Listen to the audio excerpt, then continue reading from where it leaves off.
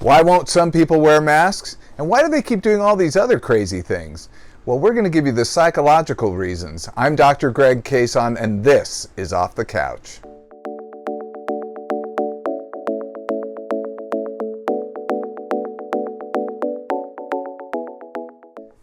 You know, I don't like wearing a mask as much as anybody else, and frankly, I'm sick of all the lockdown and everything that we're going through. I think all of us are. But yet, this is something that's necessary. It's actually been shown to prevent transmission of illness, and it's proven pretty effective. But I know it's been really confusing because we were all told not to wear a mask by the CDC when we first heard about the coronavirus issues. Usually that was for most of us in about the beginning of March.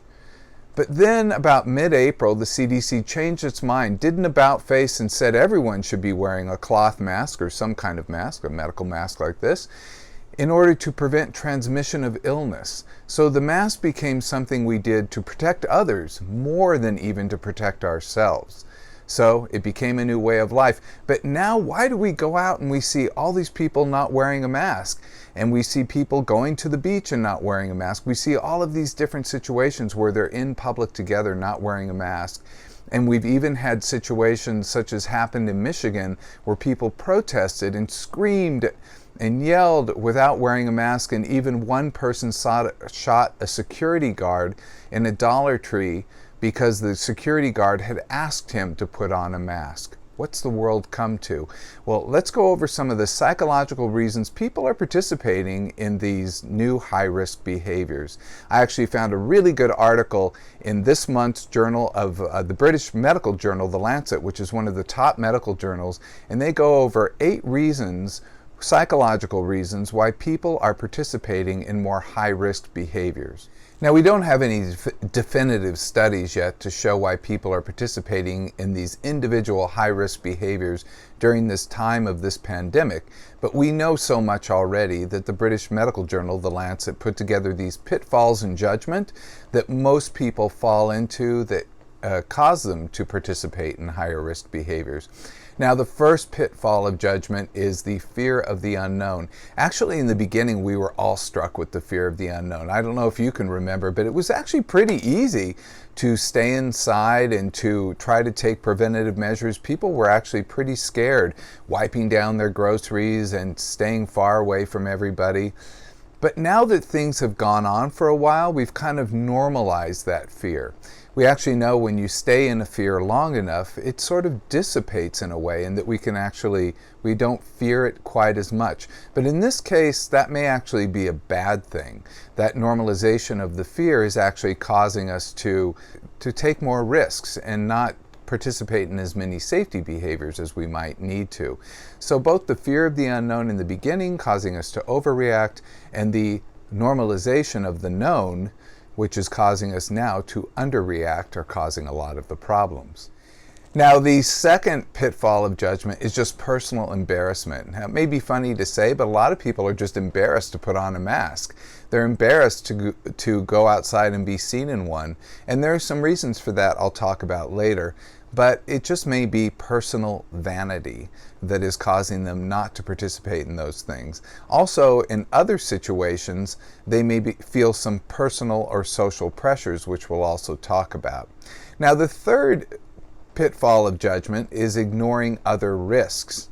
Now, it's kind of interesting that during this time we often forget these sort of things that keep us healthier. We're often thinking about preventing illness, but there are things that are going to keep us healthier. Things like paying attention to our nutrition, our sleep, and our physical fitness.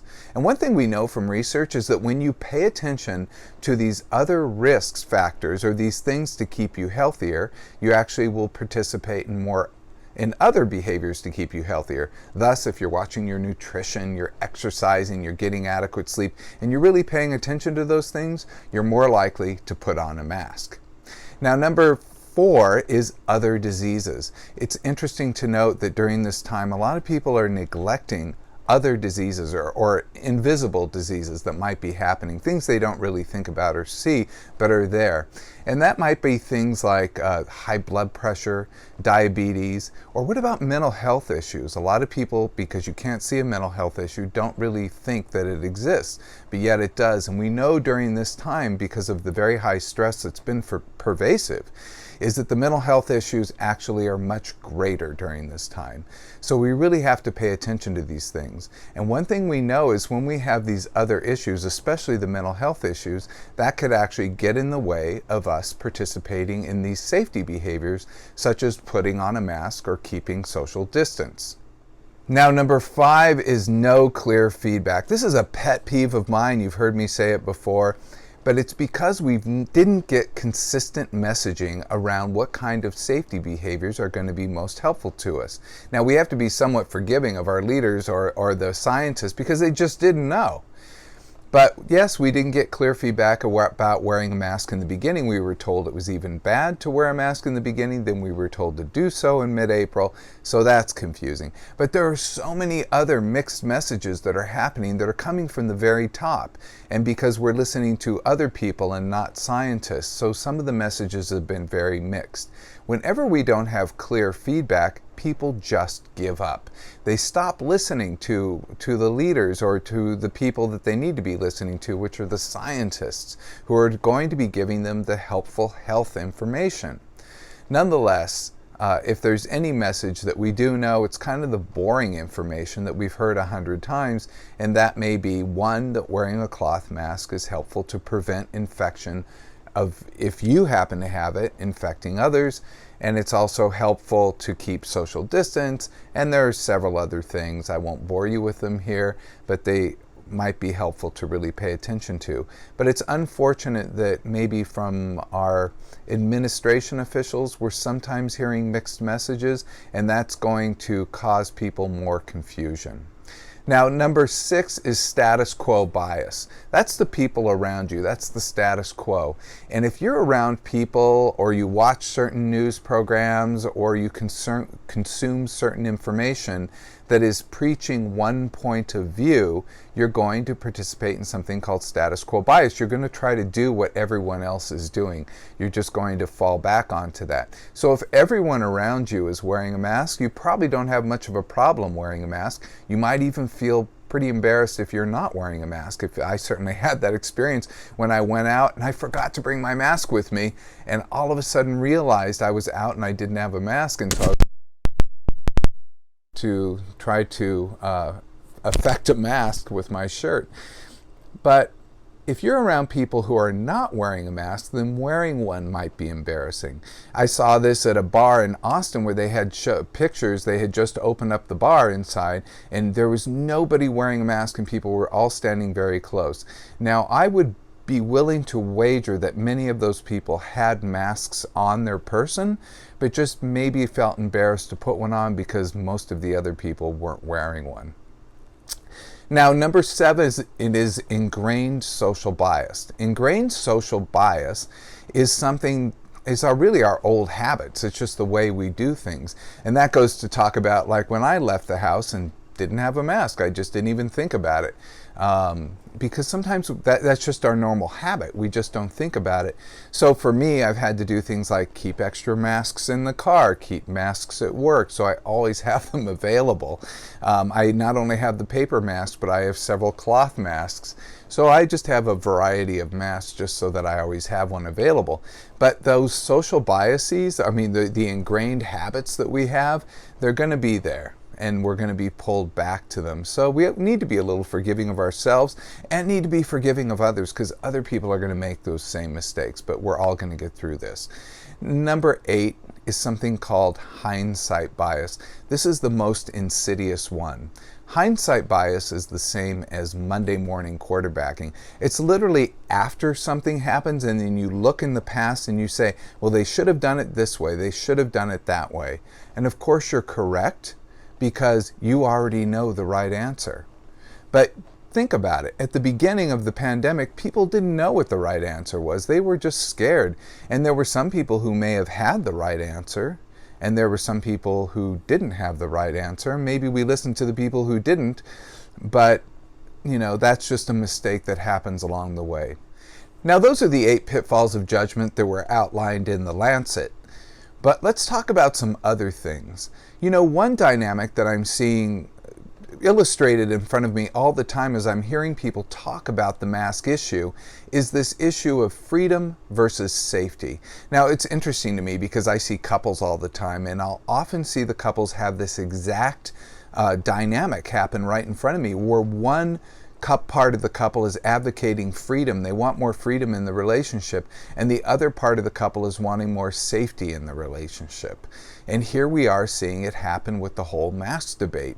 Some people see wearing a mask as some kind of taking away some of their personal freedoms. They think they're being made to wear the mask. And certainly there may be laws in certain areas or requirements to wear a mask. Certainly when you go into a store and they have a store policy that you have to wear a mask, that's something you have to follow. And some people see that as an affront to their personal freedom, and they rebel against that. And that's something we see happen a lot of times when people are asked to do something. We saw that with the whole seatbelt debate when people were asked to wear seatbelts, or even more recently with smoking in a restaurant. And I think smoking in restaurants is even closer to this particular issue because, like mask wearing, where you're trying to protect other people from your possible illness, smoking in a restaurant is trying to protect other people from the effects of your smoking. And what's kind of interesting is how people really debated and had such an issue with that, smoking in a restaurant, but now you just hear nothing about it. We've all acclimated, and people don't smoke in restaurants, and it seems personally pretty fine. But there may be individuals who still have an issue with it. The safety issue is one that people who are very afraid and they want to be protected. So they may have issues with you not wearing a mask, but they're going to probably easily put on a mask if asked to or required. Now, the other issue that is really big that's happening right now are these culture wars that are happening. Unfortunately, and this has come from the very top and come from certain political parties, they've tried to make wearing a mask aligned with certain political parties or certain cultural beliefs. This is really scary to me because a virus has nothing to do with culture wars. It has nothing to do with sociology. It's pure biology. And viruses just do what they do. So it's very unfortunate, but some people are now associating masks with cultural identity. And the last one is very deeply psychological. That's because some people see wearing a mask as being weak. They think it's admitting of fear. And people, especially people who want to project strength, people who want to walk around and act tough, these might be people who carry guns or walk in a certain way or just want to project strength and let everyone know how strong and tough they are, probably inside feel very weak.